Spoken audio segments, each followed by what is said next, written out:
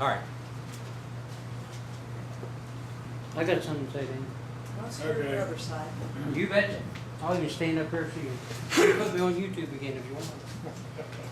Jeff, last meeting there, I asked you why you wouldn't talk to me. If my name was Kearns or Stapp or Corpenny, would you talk to me when I asked you a question? You wouldn't answer me as an elected trustee. You wouldn't talk to me as a private person. And all I did was ask you a simple, honest question. What was the check for? You tell everybody else to check what they're for. And that's just exactly what I asked you. And while I'm talking about you, Jeff, you guys are all pretty hot on these costs and everything. Jeff Corpenny, $194.11 for postage stamps, or postage cards, I'm sorry. I ain't never received a postcard, and you've always got something on there for postage stamps or mail or something. And I don't know anybody on Cherry Hill or Laurel Hill Road. My daughter lived on Laurel Hill for several years, or even Mack Road, that's got a postcard or anything out of you. I think that's all I got to say. Here, just bring it over unless somebody else wants something first. Who? Anybody? Spit her out. Thank you. First off, I'd like to start off by thanking Trustee Corpenny for taking his time and effort to take the 98 GMC truck into Snedden's Truck Service for an overall inspection a few months back. Even though there was quite a bit of controversy raised about the issue of frozen cinders in the back of the bed of the truck, the fact is, Trustee Corpenny was not the person that placed the truck outside, nor was he the person that was called to pick it up. What we were told was that had he not, what we were not told was that he not taken his time to set up this inspection and then taking the truck to the shop, as there could have easily been a serious accident out on the road. Why? The brake line burst while the truck was being taken out of the shop and was thus able to be repaired on site.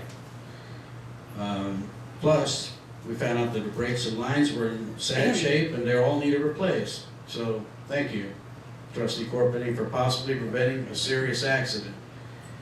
The repair shop also checked out the supposed overheating problem and found it was actually a OEM installed electrical gauge error.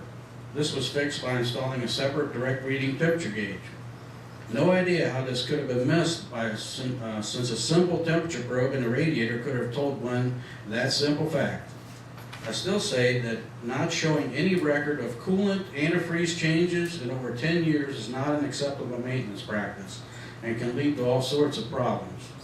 Having said that, not having a record of fluid changes for brakes, rear end, transmission is another area of major concern, since that can also lead to premature failure of each system. Could this have helped rust out the brake lines from both the inside and outside? Who knows? It certainly did not help. While at the shop, your new road superintendent informed me that the truck was junk and that the transmission had gone out. Interesting, since that's exactly what one would expect to happen if you do not perform proper maintenance and do some periodic fluid filler changes. We're told that we're now in severe rust problems with frame and the oil pan. Obviously, that sort of thing does not happen in a day, week, or a month.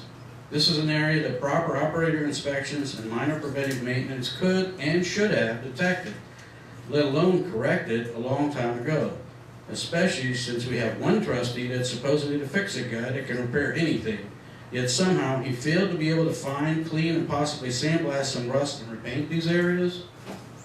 Plus, this corrosion is now supposedly so severe that we have to replace the truck with 30,000 miles on it. Quite interesting indeed. From my perspective, this entire thing is really a pay me now or pay me later type scenario. What this points out to me is that we need to actually perform proper operator inspections, document them, and act on these. This exact thing had been noted to the township by the township's insurance company via the KLA Risk Management Consulting Loss Control Audit in 2007.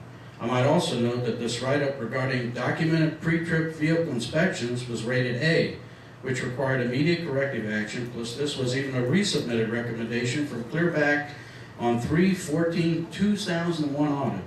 Yet so far, based on the records I've been provided and the facts noted above, not a thing has been done about it in over 8 years. So it seems the board members have decided to gently ignore the audit findings, hope it just goes away. Now we begin to see the results of this sort of inaction. That is not the sort of effort one would expect to see from our elected officials. Thank you. Does anybody else back there want to talk? Does anybody want to talk about that? Yeah, hey, how often do you change your brake on that old pickup you got, Will? I'm asking you a question, can you answer? Let me ask you something, is this public equipment or is this private equipment? What makes that the you're telling difference? me? It makes a damn bit of difference Oh, because we this- all are supposedly own this equipment, The right? state don't change theirs every year, There's a recommended schedule. they trade them every 5 years. There's a recommended schedule. There was no record of any fluid changes at all for 10 years, guys. And you don't think that's a problem? You're the one who took the damn truck out there. You guys don't see a problem with that? I mean, I've done maintenance on big vehicles. I've been in charge of a refueling maintenance area. And we always had a schedule of certain things being changed. And this is, anything like we have is severe duty. It should have been in. That's all I'm saying. I'm just trying to give you some, possible input so we don't have further problems down the road, that's all. Maybe we need, Take it for what it is. It's advice. maybe we need to do more. It's just advice. But every year, we do all the maintenance on the trucks, we change the fluid, we change the oil, we don't change the transmission fluid, we haven't changed the rear end fluid, we haven't And changed the brake fluid. How many people do? Tell me. You? I do. Then you're the only guy I know. No, that's not. I never changed the brake I- before my life. Me neither.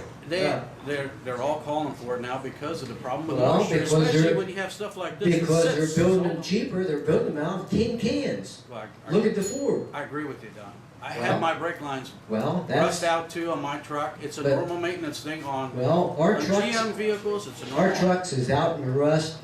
We power wash them when we can, but. I agree, Don, but don't you see It's- my point? It's a safety issue. If that truck had been out on the road, if Jeff had to taken that truck into the shop, So that good line old- breaks on the Good old road. Jeff took care of it, all right? But I'm just saying it's a No. fact. They had it out there, they was putting new brakes on it, That's right. and when he started to back it out, he It blew. broke a brake line. That's right. I agree. But it's 10 years old, it's rusted. I think you're missing my point. I agree. It's one of Well- those things, pre-inspections and checking this stuff out a little bit more closely Well- would help and somebody doesn't get hurt. It's like the state trades their trucks every so many years, when they get so many miles on them, or so much wear, they trade them, because they know they're gonna have trouble with them. Yeah, but what does it cost to do minor stuff like that? Brake What lines, has it brakes? cost us so far? Well, What- transmission should have been a different story now, you know.